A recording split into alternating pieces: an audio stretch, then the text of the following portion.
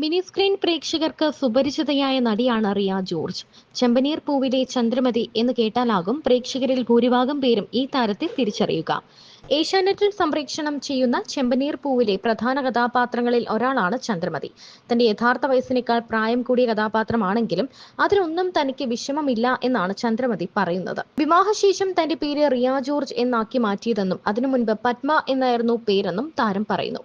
അഭിനയ രംഗത്തേക്ക് എത്തിയപ്പോൾ പത്മ എന്ന പേര് മതിയെന്ന നിർദ്ദേശം ഉയർന്നു വന്നെന്നും എന്നാൽ ആ പേര് സ്ക്രീൻ നെയിം ആക്കാൻ തീരുമാനിക്കുകയായിരുന്നുവെന്നും റിയ പറയുന്നു. സീരിയലിൽ നെഗറ്റീവ് റോളിലാണ് അഭിനയിക്കുന്നതെങ്കിലും ജീവിതത്തിൽ താൻ ഒരു പോസിറ്റീവ് ക്യാരക്ടർ ആണെന്ന് റിയ പറയുന്നു. ഇത്രയും നെഗറ്റിവിറ്റി ഉള്ള ക്യാരക്ടർ ആയതുകൊണ്ട് തന്നെ അത് തന്നെ ബാധിക്കാറുണ്ടെന്നും താരം പറയുന്നുണ്ട്. പക്ഷേ ഷൂട്ട് കഴിഞ്ഞ് വീട്ടിലെത്തിയാൽ ഞാൻ എൻ്റെ മക്കളുടെ അമ്മയാണ്. ചന്ദ്രമതിയായിട്ട് വീട്ടിൽ വരേണ്ട എന്ന മക്കളും പറയാറുണ്ട്. ഒരു മാസത്തിൽ ഭൂരിഭാഗവും താൻ ചന്ദ്രമതിയായിട്ടാണ് ജീവിക്കുന്നത്. സ്വിച്ച് ഓൺ സ്വിച്ച് ഓഫ് മോഡിൽ മുന്നോട്ട് പോകുന്ന അഭിനേതാക്കളുണ്ട്. പക്ഷേ ആ മെത്തേഡ് തനിക്കറിയില്ല. അഭിനയം കഴിഞ്ഞാലും ആ ക്യാരക്ടർ കൂടെ ഉണ്ടാകും. എവിടെ റിയ എന്ന് ഞാൻ തന്നെ അതിശയപ്പെട്ടിട്ടുണ്ടെന്നും താരം പറയുന്നുണ്ട്. ഫ്ലൈറ്റ് അറ്റൻഡന്റായി ജോലി ചെയ്തിരുന്ന റിയ ആ ജോലി ഉപേക്ഷിച്ചാണ് അഭിനയ മേഖലയിലേക്ക് എത്തിയത്. കഴിഞ്ഞ 4 വർഷത്തോളമായി സീരിയൽ രംഗത്ത് സജീവമാണ് താരം. അതെ, സ്റ്റേഡിയമിൽ ഞാൻ പ്രാക്ടീസ് ചെയ്യുമ്പോൾ പുള്ളിക്കാരൻ വന്ന് പ്രാക്ടീസ് ചെയ്യും. അങ്ങനെ കണ്ണും കണ്ണും നോക്കി ലൈക്ക് മൈ 12th സ്റ്റാൻഡേർഡിന്റെ പ്രേമം. അതാണ് നമ്മൾ പിന്നെ കല്യാണം കഴിച്ചത്. ഓ, ഇപ്പം രണ്ട് കുട്ടികൾ. Okay okay okay. അപ്പൊ നമ്മുടെ ചെമ്പനീർ പൂവ് ഹിറ്റ് ആണ്. അതിന്റെ ഒപ്പം തന്നെ നമ്മുടെ ആരാണ് ചന്ദ്രമതിയും സച്ചിനും എല്ലാവരും ഹിറ്റ് ഹിറ്റ് ഹിറ്റ്. എന്താണ് സന്തോഷം? എനിക്ക് തോന്നുന്നു TRPയിൽ ഏറ്റവും ഫസ്റ്റ് പൊസിഷനിൽ നിൽക്കുന്നത് ചെമ്പനീർ പൂവാണ് അല്ലേ? അതെ അതെ. റിയ, എന്തൊക്കെയുണ്ട്? സന്തോഷാണോ? എനിക്ക് ഭയങ്കര സന്തോഷമാണ്. ഒന്നാമത് ഈ സീരിയൽ എനിക്ക് കിട്ടിയത് തന്നെ ബിക്കോസ് ഈ ക്യാരക്ടറിന് വേണ്ടി കുറെ സീനിയർ ആർട്ടിസ്റ്റ് ഞാൻ നോക്കി വെച്ചു. പിന്നെ ഒരു റിസ്ക് എടുത്ത് എന്നെ സെലക്ട് ചെയ്തു. ഞാൻ അത് I came up to the producers expectation, ഡയറക്ടേഴ്സിന്റെ എക്സ്പെക്ടേഷൻ ഞാൻ മീറ്റ് ചെയ്തു വിചാരിക്കുന്നു. പക്ഷെ എപ്പോഴും ഒരു സ്കെഡ്യൂൾ ബ്രേക്ക് കഴിഞ്ഞ് പോകുമ്പോൾ ഈ സ്കെഡ്യൂളിൽ ഞാൻ എന്താ പുതിയതായിട്ട് ചെയ്യണം? Because even I get board. Same expression ഒക്കെ ചെയ്ത് ഞാനും മടുക്കും. അപ്പൊ എന്തെങ്കിലും ഒരു പുതിയ എക്സ്പ്രഷൻ ചെയ്യണം ഒരു ആഗ്രഹം വെച്ചിട്ടാണ് ഞാൻ ഈ സ്കെഡ്യൂളിൽ വരുന്നത്. അപ്പൊ ഇനി വരാൻ പോകുന്ന കുറെ കോമഡി സീൻസ് കുറെ ഉണ്ട്, ചിരിപ്പിക്കാനും ചിരിക്കാനും. കഷായം കുടിപ്പിക്കുന്ന സീനില്ലേ, അത് നല്ല രസമായിരുന്നു. അത് ആക്ച്വലി സെറ്റിൽ അവർ എന്നെ അങ്ങനെയൊക്കെ ചെയ്യും.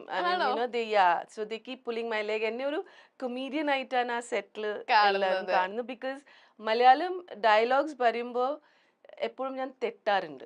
അപ്പൊ അത് ഞാൻ വേർഡ്സ് പറയുമ്പോ അത് വേറെ അർത്ഥം മാറിപ്പോവും. അപ്പൊ ഇവർക്ക് ചിരിക്കാനേ സമയമുള്ളൂ. അപ്പൊ അതുകൊണ്ട് നല്ല രസമുണ്ട് സെറ്റില്. It's like we enjoy. നന്നായിട്ട് പോകുന്നു.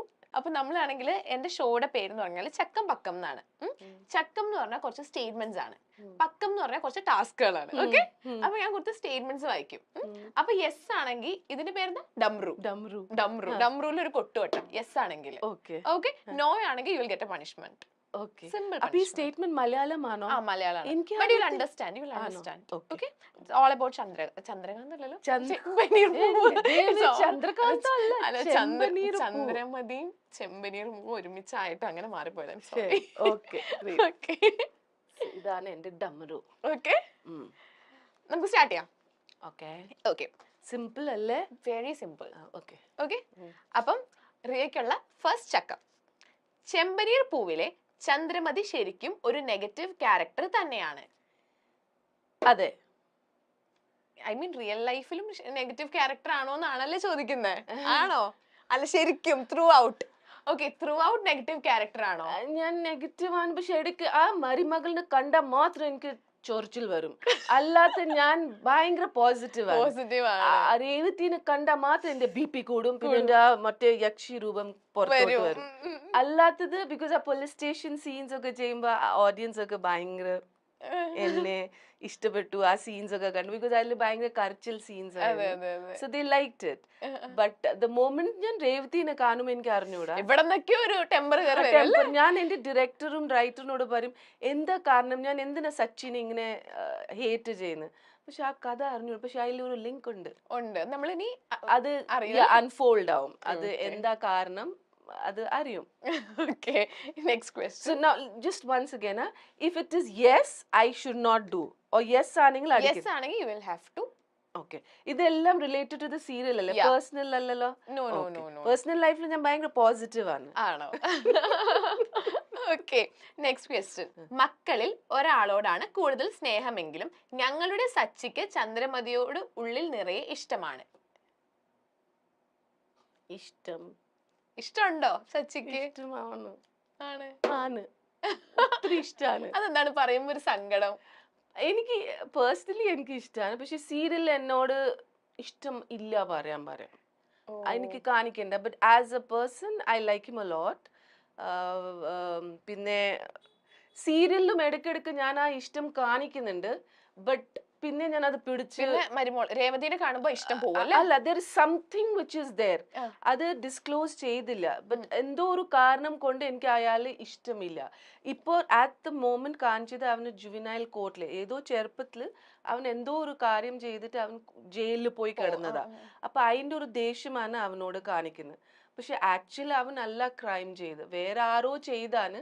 പക്ഷെ അവന്റെ തലയിൽ വന്ന് അത് പിന്നീട് ഡിസ്ക്ലോസ് ആവുമായിരിക്കും, എനിക്ക് അറിഞ്ഞൂടാ. ഞാൻ ഊഹിക്കുന്നു. ഊഹിക്കുന്നു. Yeah, Okay, അതെ. അങ്ങനെ തന്നെ നടക്കാൻ നമ്മൾ എല്ലാരും പ്രാർത്ഥിക്കും. Yeah.